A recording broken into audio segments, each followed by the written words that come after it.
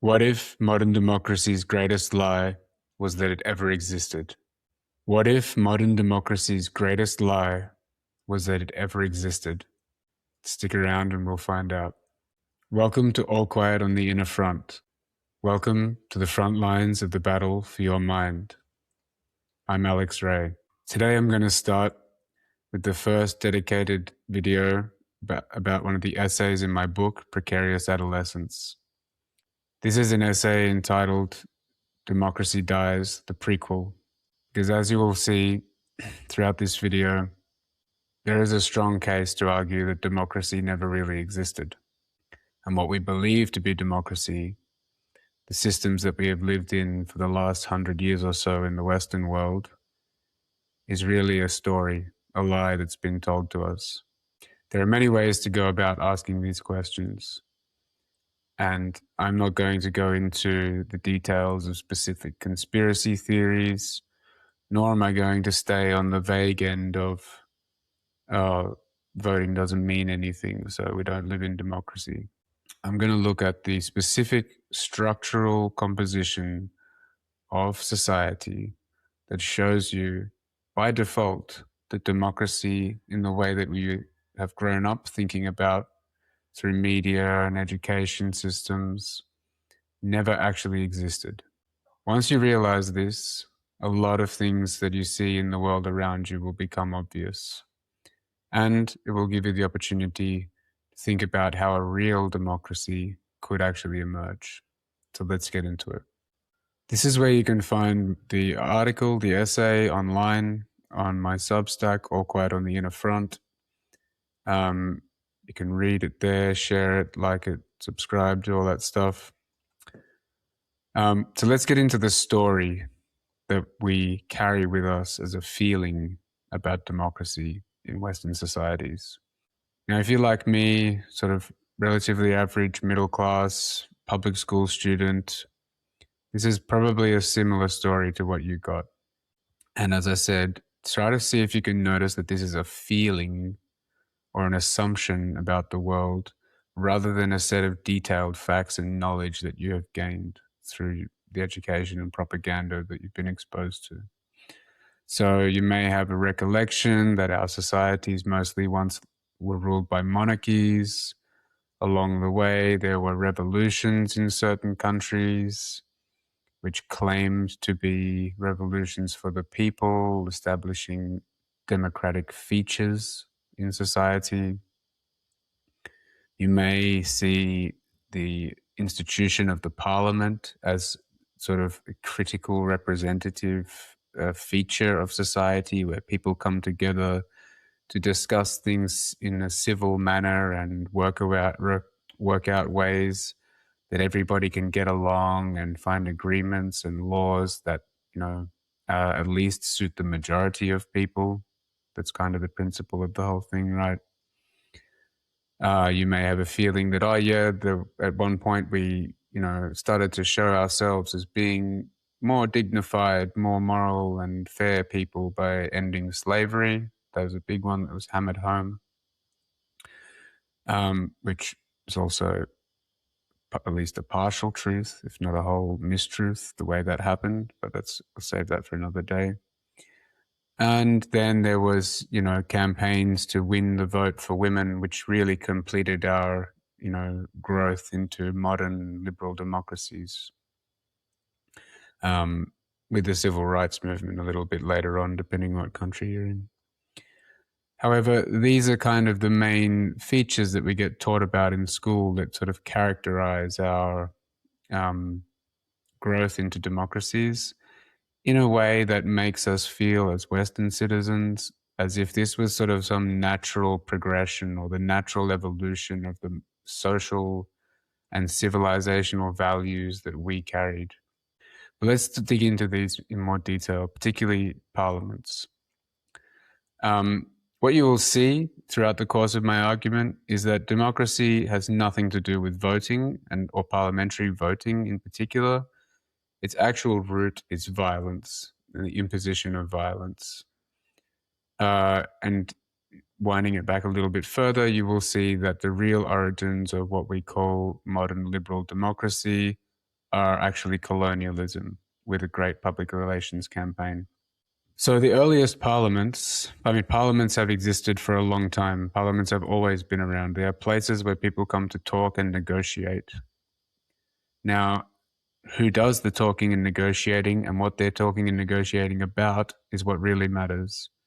And essentially, the large historical trend in all cases, right up to the present day, is that parliaments are negotiating bodies representing property owners. Now, the types of property that these people own can vary, whether that is the land deeds of the monarch and the aristocracy, the physical assets and consumable property of the merchant or capitalist class, or perhaps even the spiritual and intellectual property of the religious class. However, voting and consensus making and negotiating in parliaments always existed, whether it was in a democracy or not. So that is already starting to be ruled out as a defining or unique feature of democracies. So the bodies that came together, the three main categories of power sources within society that would come together to negotiate within parliaments of various stripes were essentially the religious class, the monarch or the aristocratic class, and the merchant class. Now, if you're looking to skip ahead to the bottom line of all of this, you will see that as such, it has been combinations of these three powers, negotiations between the three of them, and infighting between the three of them that has shaped all governance systems. Now, these are largely theocracies, monarchies, and oligarchies are the main three categories. And you have variations on the themes depending on the contextual and compositional makeups of the ruling class. But the idea that somehow in the 20th century, those three powers just began giving up power to the working poor and all of their votes is a joke. See, the religious class essentially is the power over the ethereal. The monarch is a mediator a lot of the time and holds power over the land traditionally. And the merchants held power over material goods and material status in the world. And now the religious class gained its power from its advanced spiritual awareness and the capacities that are derived from that. They can be powers such as healing, foresight, and really influential community or community collective psychology, actually. They also provide answers to the society of where did we come from, where are we going to, why are we here, and how do we do things in life? How do we get ahead? How do we be happy? So they provide social purpose and direction. They also set the mindset and the moral standards for the society, and they grant psychological or psychosocial legitimacy to the monarch. What is key to their maintenance of this power is that people believe in them, and that they believe in them en masse in a uniform way. Now, keep in mind this aspect of uniform social belief when we come later to the changing role of the religious or spiritual class in society as the emergence of the scientific rational age developed. Consider how scientific rationalism imposes itself as a uniform belief system and how that intertwines with psychological power and psychological operations. And think about the last time you were forced to adopt a uniform social belief under punishment of exclusion or financial control if you did not do so. This means that they have an inherent incentive to maintain collective cohesion over the broad term. We'll get into ways that that might not be uniform throughout history shortly. And what they are selling to the population is salvation. That is a long, long term. That is, beyond a single lifetime prospect. So the influence of the religious community in society incentivizes longer term thinking, deprioritization of material attractions, let's say, and prioritizes collective social cohesion. The monarch is largely derived throughout history from someone who was a triumphant warrior, someone who proved themselves as having the monopoly of violence and justified their legitimacy through the judicious use of that violence. Once gaining power, this negotiator in chief has to recruit more support and legitimacy and logistics primarily from the church and the merchants. Now, the legitimacy, as I mentioned, comes from the psychosocial legitimacy that the religious class can grant to the king as being legitimate representative of God on earth. And in the merchant class can grant him legitimacy through material wealth and comfort and giving loans to the population, advancing trade and commerce, etc., etc. However, the king's motivation, the monarch's motivation, is succession. It's his reputation, it's his status, it's passing on the legacy of his ego into the next generation, at least maybe further generations. So it is a medium to long-term motivation. And he needs resources and to reward and pay for fighters. He often did this through merchants who went and hired mercenaries for him. It also required people to work for and respect him, to provide food and handicrafts for the society. And also because he requires people to be a part of his kingdom for him to be a king. This doesn't really work if people just stop respecting you and refuse to recognize your legitimacy. So there is a two-way relationship here of dependency between the monarch and the population. And crucially, the monarch is relatively geographically loyal and constrained. He can only maintain his legitimacy and his rule over a defined geographical area, and that has risks to expansion. So kings have a natural propensity to be aware of how much land they're taking and how overextended they are, which we'll see is quite a different feature from the merchant class. Now, the merchant class derive their power from material wealth. So they are therefore representatives and promoters of the material world. Now, the material world is essentially a much shorter term time horizon than either the religious classes or the aristocratic classes' time horizon, which are medium to long term, at least beyond this lifespan. Whereas the merchants, because they only deal in material goods, their time spans, their time horizon is by default limited to this bodily self and our sense of self within this lifetime. So it is an ego-inflating realm to be in. Now, they often did most of their trade and commerce through debt, which is a very important mechanism that we'll get into more detail about shortly. Because debt and wealth could be accumulated to remove the dependency relationships from the monarch to the people and shift them over to dependency between the merchant class and the people. Their wealth also gives them the capacity to hire mercenaries, which means that they can be involved in conflict when it suits their interests. And they do not have any real popular legitimacy from being merchants. You can have popular legitimacy from being a religious leader or a monarch that protects the people and, extols justice fairly.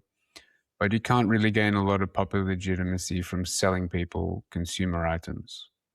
it is easier for merchants to sell and deal with people on a one-to-one basis as opposed to selling and dealing with them collectively. This is why divide and rule is a key tactic in industrial relations, not only in empire building. And they're exploitative by design. You make money. The goal of the merchants is to make as much money as possible with the least effort possible, getting other people to do the work for you. And finally, merchants are travelers. They will travel the world looking for profits and riches. So they are financially loyal, not geographically loyal. They are essentially the original globalists. Globalists have been around for millennia. This is where they come from. So this is a little bit of a crude map of these relations within society. What I want you to focus on here is that this primary dependency was sort of the main pillar of social cohesion and the social contract in society for quite a long time. In most civilizations up until the Middle Ages, I will caveat this heavily by saying that the process of change that we're about to speak to happened at different speeds in different countries and different continents. But you can see here that there is a weak dependency and competition from the workers to the religious class, because religions can be created pretty quickly.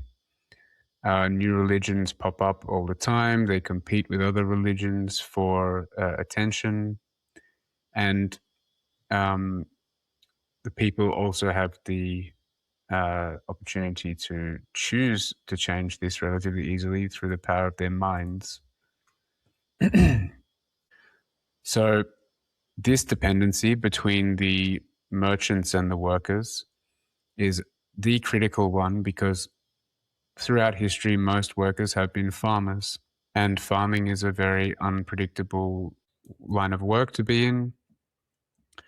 So if there is a crop failure or pests, or for whatever reason, one year doesn't go very well, it was very common for farmers to end up in debt to the merchant class to be able to pay their dues to the monarch.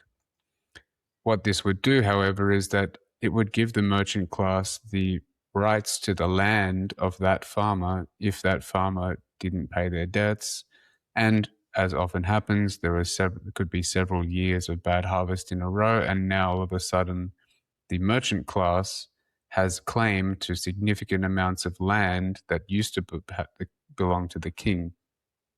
Now, this rivalry always challenged the king, and the king's monarchs often dealt with this by doing debt jubilees, which was essentially where the monarch would clear all of the debts of the population, host a big party, win back a lot of loyalty, and undermine the merchant class in the process. This is a process that has played out in many, many societies over thousands of years.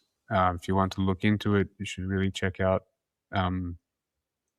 the Roman Empire in particular as a model for how the conflicts between these two groups and the winning of the conflict by the oligarchs, by the merchant class, led to the downfall of Rome. I'll put in some links in the show notes if you want to check that out. So these are the main leverage tools of each of these groups in society. The monopoly on violence, land ownership, and the ability to grant debt jubilees of the monarch, and the ability to create new alliances. The spiritual class have always excelled in psychological understanding, so their ability to manipulate psychological operations within society, to indoctrinate people, to use their access to advanced wisdom for foresight and intelligence gathering. And they would use all of these tricks and tools to be able to trade off with other power centers in society and form alliances. The merchants, as I've said, have the ability to create social disorder, not just through conspiracies against the monarch or against the spiritual class, but through the function of debt, because debt is a socially disruptive burden that we have to carry with us. It limits our ability to be truly free, as well as being able to hire mercenaries for various purposes. Now, the working class, the workers, generally have the primary power of their granting of legitimacy to these groups. If at any point the working class decide the king is illegitimate, the religious class is illegitimate, the merchant class is illegitimate, simply by removing their cooperation within the system, they can collapse the whole system. What this requires is strong social cohesion and collective decision making and coordinating power. This is one reason why individualism is so erosive in our societies, which I'll get to in my next video. They also have the power of producing food, but also other essentials for the economy. Workers can really shut down a society when they refuse to produce goods for the capitalist class.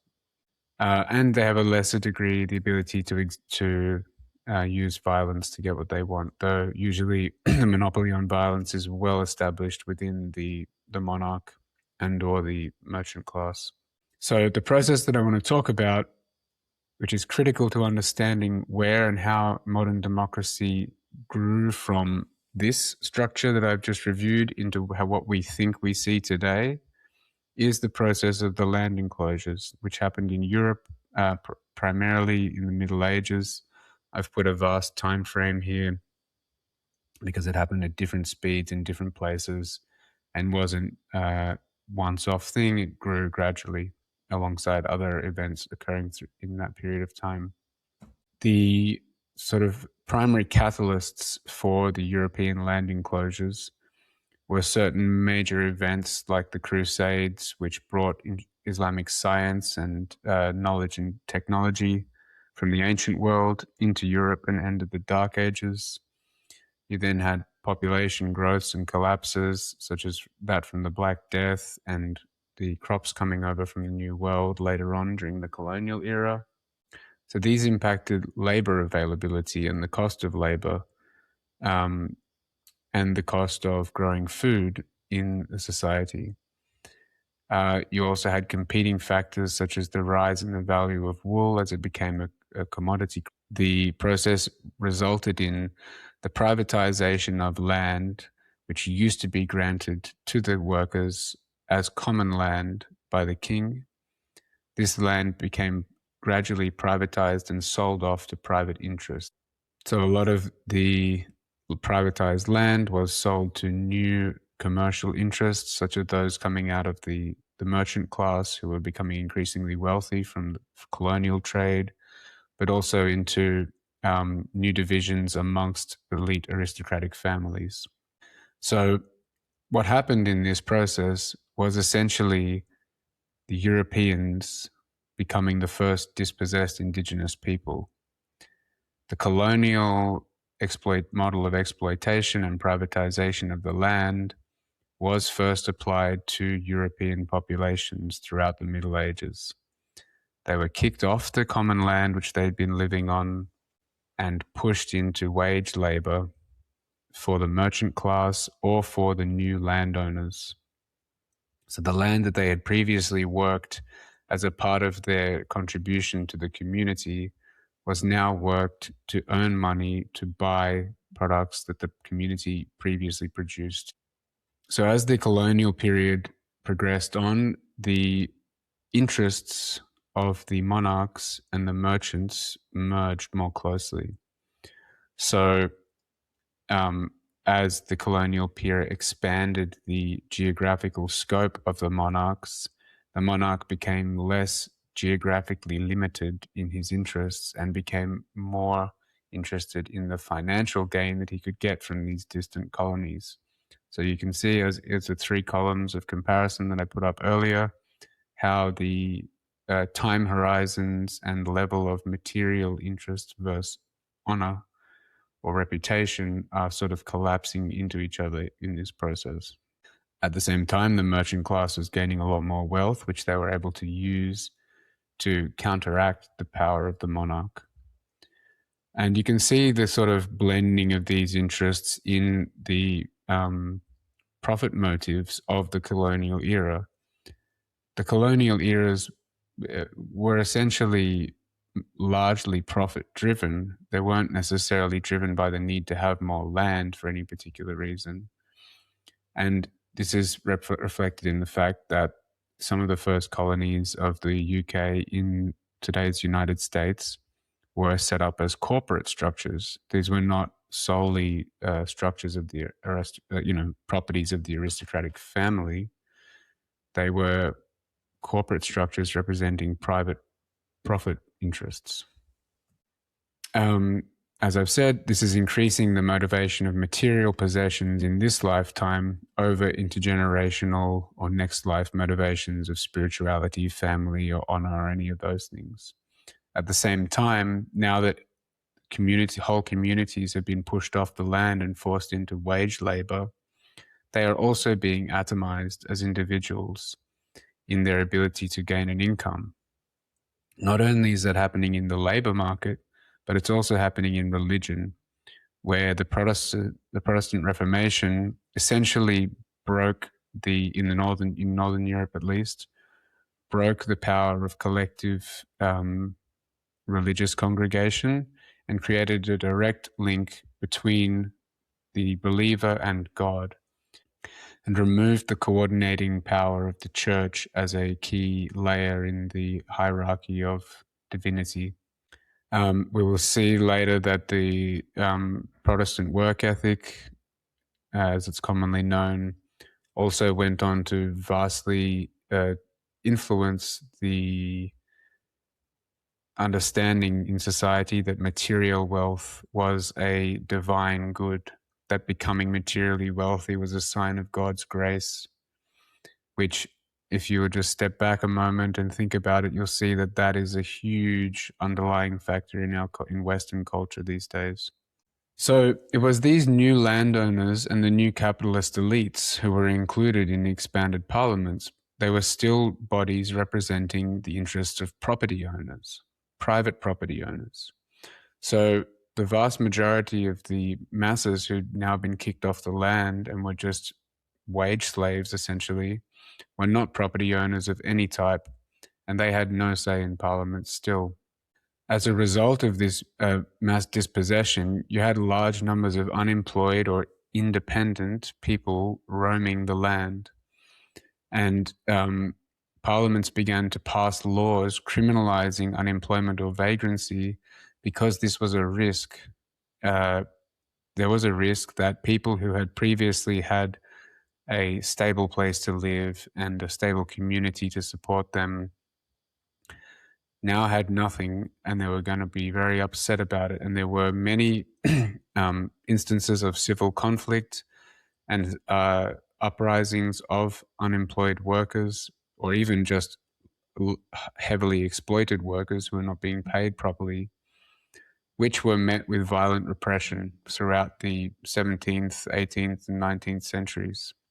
At the same time, the capitalist class actively used civil conflict and alliances with the spiritual elites to manipulate the population and to pressure the monarchs into giving them more decision-making power through the parliaments.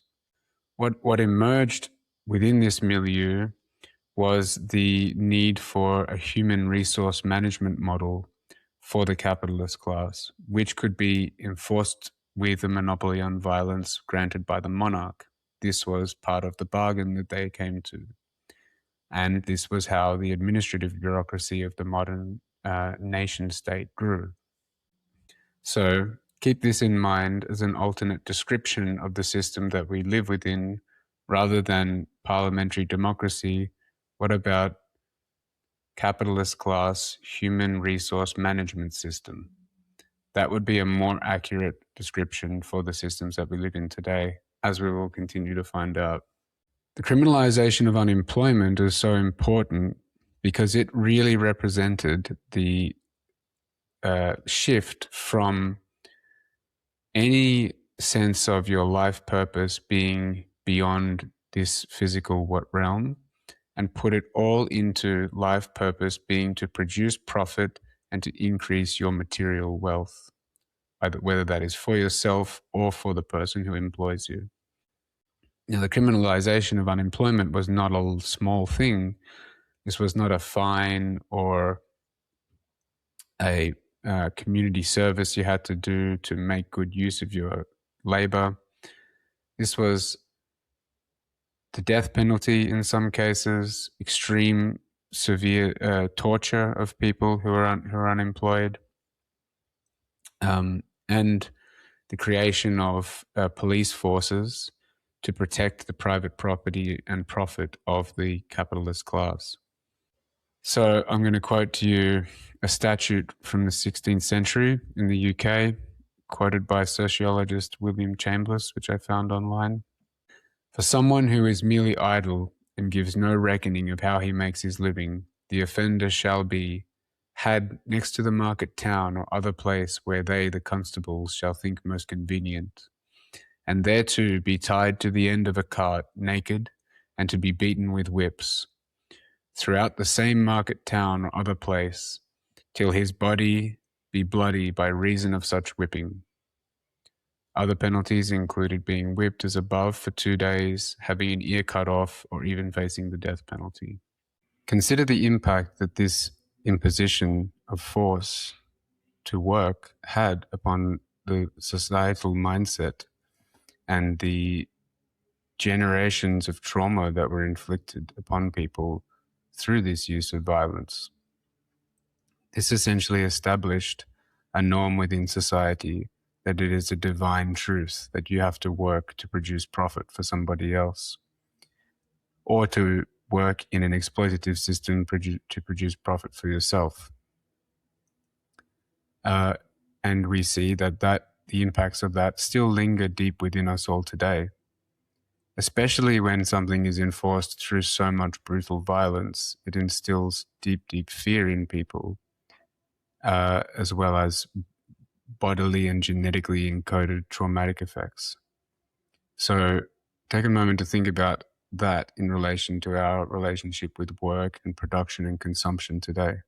Now, the Industrial Revolution really represented the pinnacle of the merchant class, the capitalist class, taking over power from the monarchical or landowning class and the spiritual class.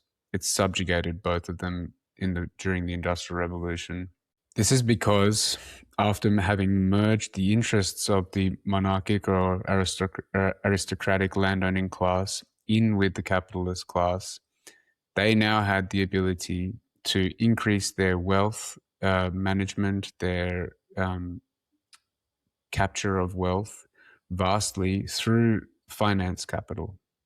Finance capital has allowed the artificial expansion of influence of the merchant class over time because they have learned how to use money to manipulate people's material comfort and therefore their psychology in a materialist society. Any sense of spiritual purpose or meaning greater than this material world was really crushed throughout the Industrial Revolution. The rise of scientific rationalism was essentially the propagation of a merchant class ideology for seeing the world. Scientific rationalism is the spirit of the merchant class. It is just based on what can be touched and measured and weighed and seen in this physical body, in this physical realm, within this lifetime. It gives no credit to anything beyond that. So it is essentially the ideology of the merchant capitalist class. So as spirituality was relegated to background consciousness, we're left with this sort of scene of society where we have most of the population dependent on the ruling merchant class through debt, kind of forgetting about the aristocracy who pull back from public control, but are now intertwined with the merchant class. And A society where people are alienated from the purpose of their work, they are atomized and individualized without real community cohesion, and also atomized in their time horizons. Now they are pulled into the aspirational drives of the merchant class. Aspirational meaning you can aspire to be greater, wealthier, more respected through your work, through buying into the exploitation of others and therefore advancing your own interests. That is what industrial capitalism sold to people as a as an aspiration.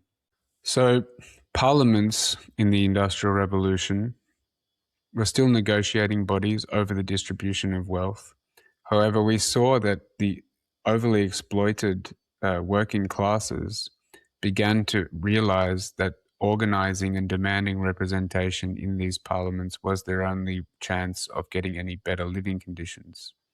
People need to realize that uh, the ways that people are exploited in industrial societies now in South Asia, where you hear stories of child labor and sweatshops and this sort of thing, that all used to be happening in the West.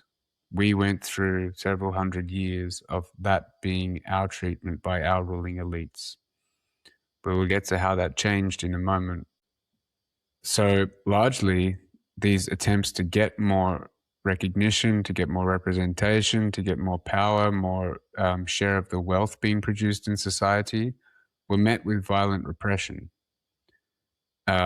Now, this happened right up until the early 20th century, even the late 20th century in some cases, where workers' strikes in critical infrastructure or critical industries were not met with democratic processes or civil dialogue and negotiations. They were met with violent repression by the state. So here it is critical to remember that the system we live in today, known as democracy, is inherently built on the use of violence. First, it was violence in the land enclosures. Then it was violence in the repression of workers and the criminalisation of unemployment. Then it was violence delivered through the actual employment people were put into. Extremely horrific sorts of work for children and you name it. So it was only when workers started to organize their capacity for violence to force a bargaining situation that any improvement ever came about. This continued to be the case in Western countries and continues to be the case today, where organized labor needs to assert the threat of disrupting capitalist production peacefully at first, but with the option of violence if their needs are not met. That is the only thing that brings the capitalists to the bargaining table and to give up rights like better pay and insurance and all of these essentials that we take for granted today. This has always been an interplay of violence to get better working conditions for people. However, the capitalist class realized that they couldn't violently repress everybody, and that they needed to learn to co-opt the energy of the workers and the energy of the workers' demands to avoid revolt. This is where modern propaganda systems, the education system, and first through the ownership of the printing press, these techniques excelled as psychological operations, essentially buying people into a new social system, a new social contract. This was a social contract that sold aspirationalism and the pyramid scheme model of capitalism to the whole working class. Again, the expanding populations and needs for taxation required more complex human management systems. As such, the growth of the modern nation-state bureaucracy continued. And this is why Parliament emerged with two houses at this time. one house representing the traditional landowners, the House of Lords as it's known in the UK, and one house representing the merchant class via their employees. We'll get to this point, known as the House of Commons. I say via their employees because you may think that the people that you vote for in your House of Commons or equivalent represent your interests. However, you can only get your interests, you can only know what your interests are based on the information that you have and the ideas that you have in your head and the ideas that you think are acceptable in society, even the ideas that your society says on paper are legitimate and not legitimate. And this is why propaganda and education are the two main linchpins upholding the modern democratic system. They decide what is in your head. This is why it is the front lines of the battle for your mind. This is why it is all quiet on the inner front. Because most Western populations have no idea how much they have been propagandized and lied to and sold a system for hundreds of years. This is a system built on violence and false choices. I will return to this in future because it's the most critical point of this video. But just as it takes bravery to stand up to a violent system, it also takes bravery to think differently, to be ambitiously bold in your desire for a better alternative. So it was spiritual knowledge of the way the mind works and the way the ego is structured, combined with materialism, that really led us to the position that we're in today.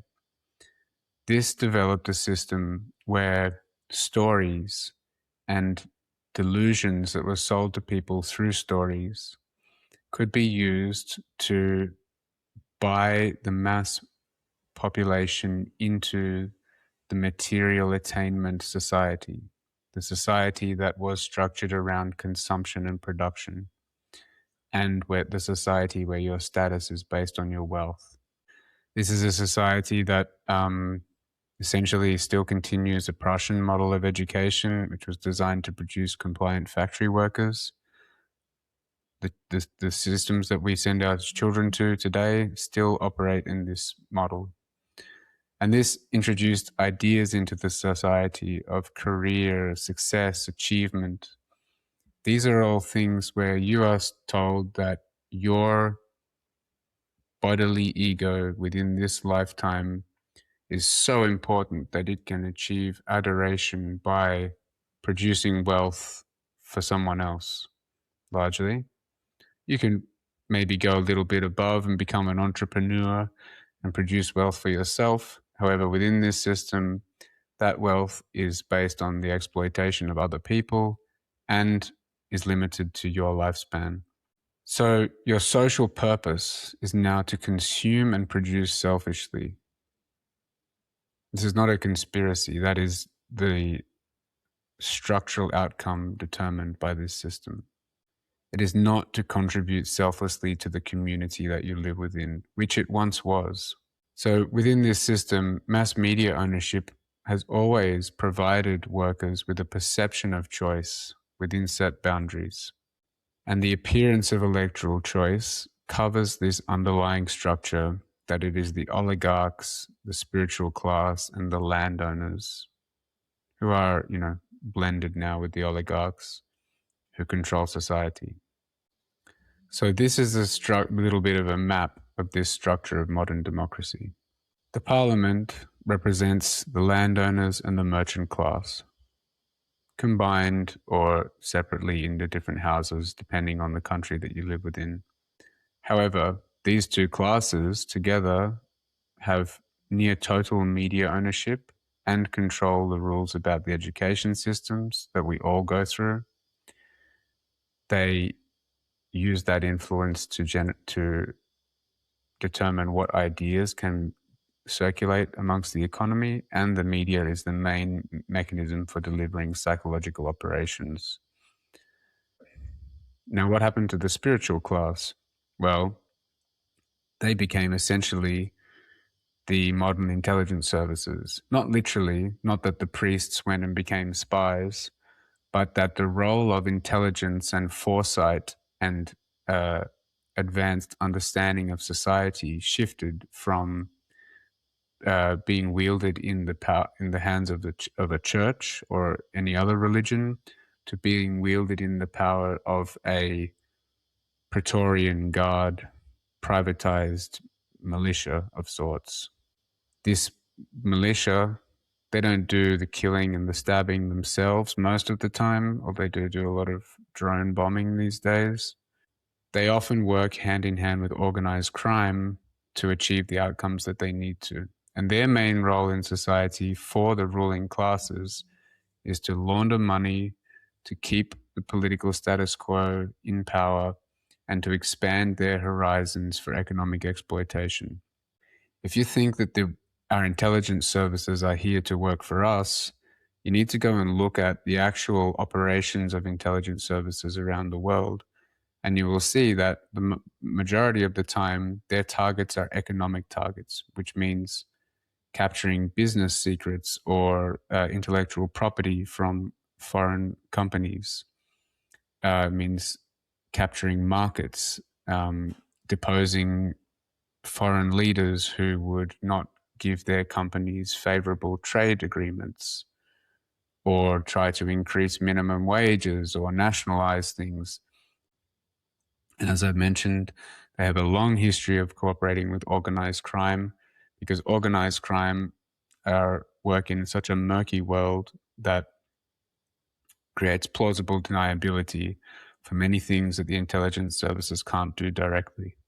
So, as I've mentioned, the imperial pyramid scheme is essentially colonizing one people, buying them into the scheme through aspirational hopes based in material ego identity, and using that buy-in to expand the system to colonize and dispossess more people, whose then only option is either buy into the system or we will kill you.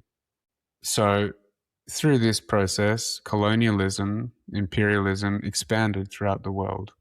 And it was only because, as the result of this expansion, the first colonized people in the imperial core are able to benefit from the later colonization of people on the imperial periphery, that the people in the core start to feel like their democracy is actually delivering them something.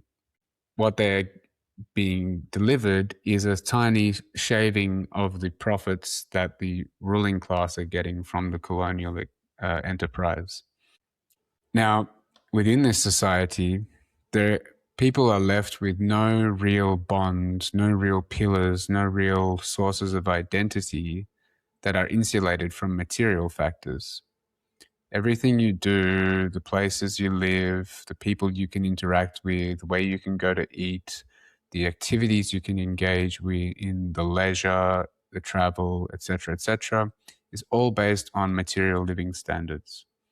So to keep people in the imperial core bought into the social contract, the pyramid scheme has to keep delivering material comforts to them. Otherwise, they'll get pissed off and they'll be extremely vulnerable psychologically, because all of your ego, your identity, is built on the work you do, the money you make through that, and the lifestyle that you can afford as a result of that. This is a very fragile society. It's not resilient at all, because those economic and material factors can fluctuate, which is what we're seeing now in the breakdown of Western society, is that this has kind of run to a dead end because the economy is faltering. The debt has grown to unmanageable. I'll also return to this in a separate video. However, and you see, it relies on selling out. It relies on selling out morally as a person in particular.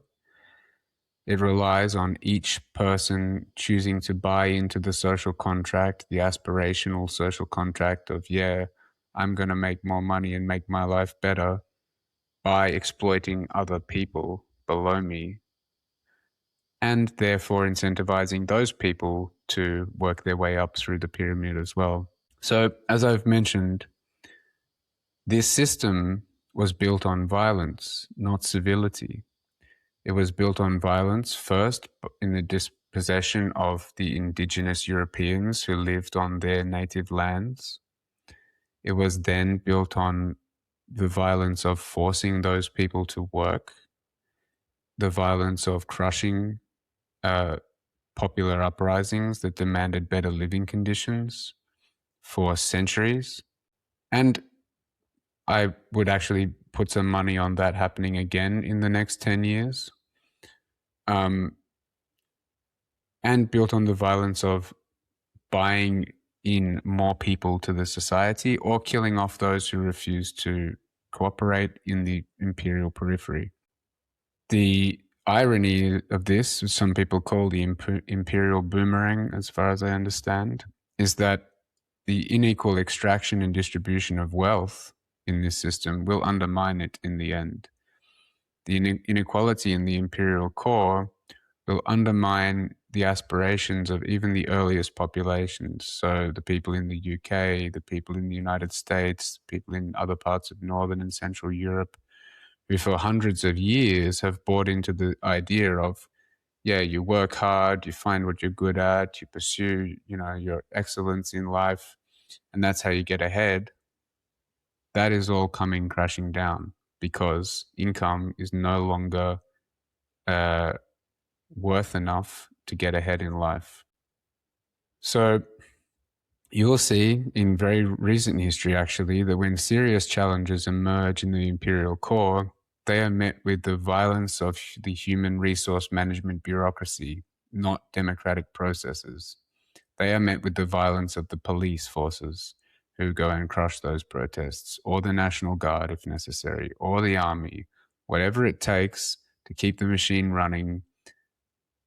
Just take a look at coal mining strikes throughout the early 20th century, met with violence. Also, the human resources management bureaucracy uses assassinations when necessary through the intelligence services and organized crime. They use lawfare and police repression to maintain their position of power. So by now, I'm hopefully fully disabusing you of the idea that we live in cute and cuddly democratic societies. We live within human resources management bureaucracies built by the capitalist class throughout the Industrial Revolution. However, the point of all of this is to see that the reasons why we feel like we've lived in civil democracies, civil representative democracies, for the past 80, 90, 100 years perhaps, depending on what country you're in, is that because this period of the last 100 years was when the system had accumulated the most colonial wealth at its peak in the late 19th, early 20th century, that it could start to afford more luxuries to the working domestic populations of the colonial countries to maximize their buy-in, to maximize their happiness and keep them on side. Also, there are other factors like the destruction of ruling class wealth throughout the two world wars that balanced asset ownership within society somewhat and gave working middle class families more of a stake in society as property owners. However, what we're seeing in the last 20 to 30 years is the reversing of that process.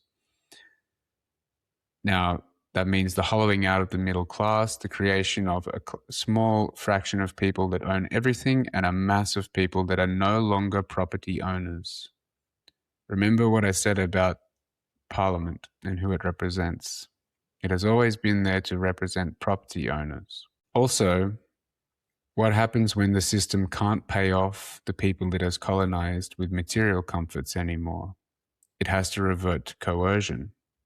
This is why France, Germany, the UK, most of Europe, on a broader scale, the US, and Australia to a lesser extent, are all becoming more authoritarian and limiting people's freedom of speech, freedom of association, and freedom of protest in particular, because they see the writing on the wall that their system is starting to come undone. The debt-based economic model is collapsing. They've managed to keep it zombified, walking on since the 2008 financial crisis. But the next financial crisis has the potential to collapse the whole system. You just have to look at the pattern of history and what happens when the core of the system is challenged by the working class. The system resorts to violence.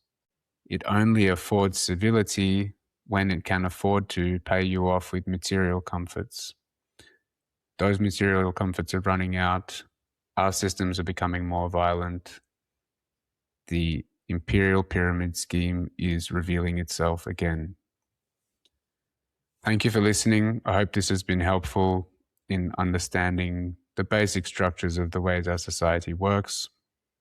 If you like this, please like, share, subscribe, and stick around for the next video where I will get into individualism's role in all of this.